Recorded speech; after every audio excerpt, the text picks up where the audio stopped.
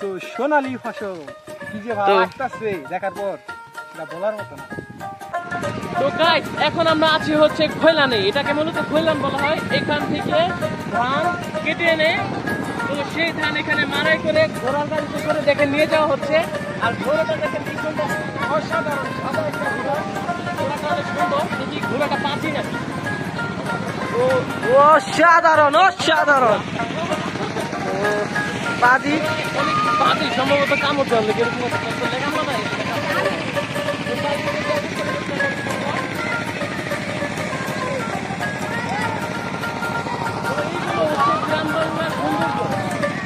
এইগুলোর মধ্যে গ্রামের সৌন্দর্য রয়েছে, তো দেখতে আসলে খুব ভালো লাগে। আর আমাদের এলাকার যত ধান আছে এখান থেকে খৈলান থেকে নেওয়া হয় ঘোড়ার গাড়িতে করে। তো আমাদের ভিডিওটা দেখবেন, যদি ভালো লাগে তাহলে আমাদের চ্যানেলটাকে সাবস্ক্রাইব করে আমাদের পাশে থাকবেন।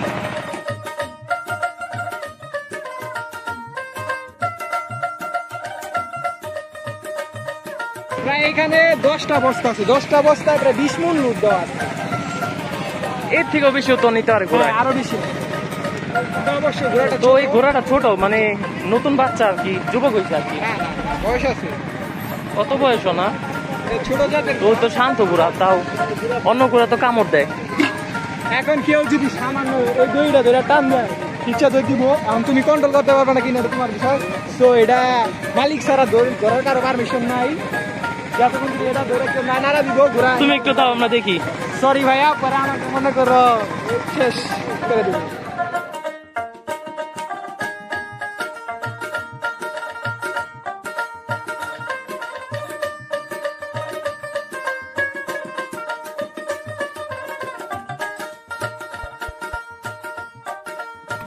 তো গাছ এই দেখেন সোনালী ধানের টইটুম্বুর হয়ে গেছে এই আড়িয়াল বিল। তো দেখতে অসাধারণ লাগতেছে খুব। আর কত বড়, আমার কাছে তো একদম লাগতেছে যে আমি মানে আঁক করা একটা দৃশ্য দেখতে পাচ্ছি। মনে হচ্ছে যেন এ আড়িয়াল বিল নয়, এটা হাতে আঁকা কোনো একটা ছবি। তো দেখেন কত দূর দূরান্ত পর্যন্ত চোখ জেলেই খালি দেখতে পাবেন শুধু সোনালী ধানের ঝলক। তো এটা হচ্ছে মূলত আশাদুলদের ক্ষেত, ওদের ক্ষেত। অবশেষে অনেকক্ষণ প্রায় 1 ঘন্টা হাঁটার পর চলে আসলাম। তো এই জায়গায় গাড়ি দেওয়া আসা যায়, কিন্তু খৈলানে নামতে হবে। কিন্তু আমরা গাড়িতে না এসে বৈশাখ মাসের একটা ফিল নেওয়ার জন্য আমরা হেঁটে এসেছি। তো এখানে কয় ঘন্টা জায়গা আছে? জায়গাতে যাইতেছে অনেক দূর পর্যন্ত, 16.5 ঘন্টা।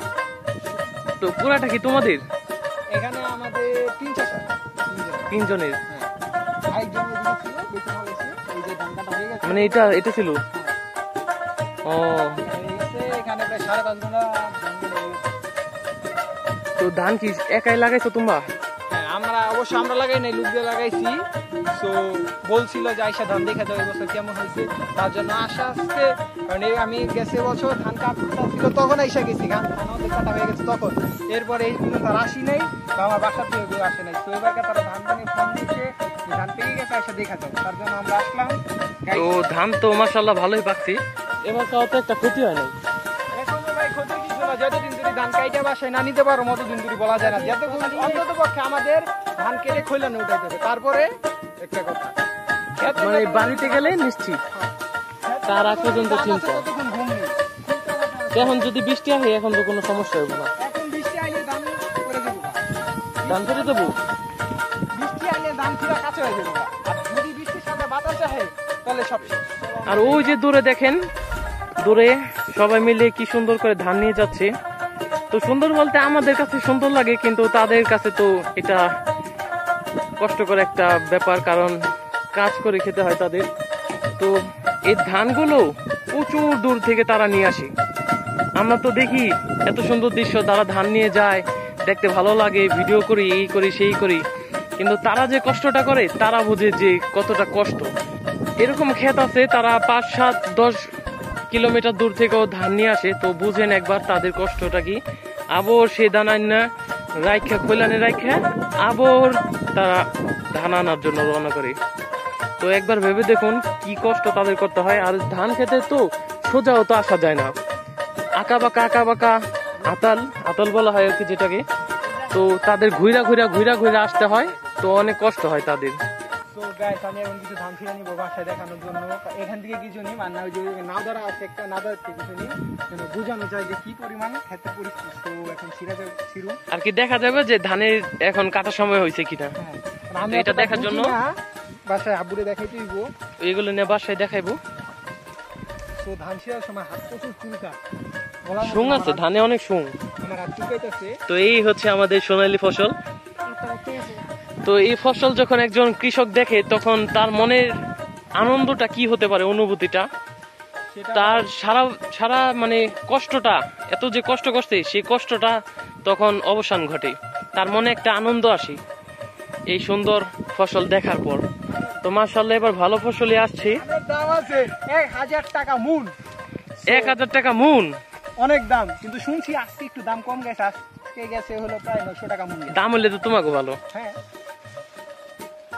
তো সোনালী ফসল কি যে ভালো লাগতেছে দেখার পর সেটা বলার মতো না। তো আসলে ভালো লাগার কথা, কারণ যারা মূলত ধান বুনে তারা সোনালী ফসল যখন ঘরে তোলার সময় আসে তাদের মুখে হাসি ফোটে। তো তামিম, তোমার কিরকম লাগলো আজকে আরিয়াল বিলে ধান দেখতে আসে? দেখুন আমার ধান ছিঁড়তে গিয়ে হাত কেটে গিয়েছে। আহা, কি দুঃখ। তো আসলে এই মনটা একদম আনন্দে ভরে গেল, আর কৃষকের হাসি দেখলে আরো ভালো লাগে। আর কৃষকের হাসি বলতে এই সোনালী ফসল এত সুন্দর করে হওয়া, এটাই কৃষকের হাসি। গাইস, এটা হচ্ছে আরেকটা ডাঙা। তো এর পাশেই বিশাল জায়গা নিয়ে বোনা হয়েছে ধান আরিয়াল বিলে। তো ফসলের সাজে সাজ্জিত এখন আরিয়াল বিল, দেখুন। আর কি সুন্দর বাতাস, আসলে এই মনটা একদম ফুরফুরা করে দিচ্ছে আমাদের। কি এ বাতাসে তোমাদের মন ফুরফুরা হচ্ছে? তো আমরা যারা এসেছি আমাদের সকলের মনই এই বাতাসে একদম ফুরফুরা করে দিচ্ছে।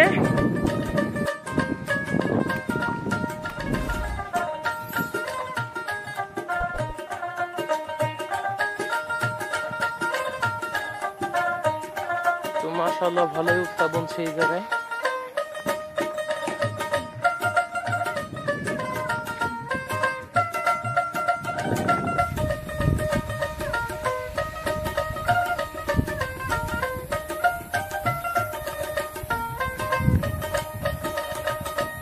তো সূর্যটাও চলে যাচ্ছে,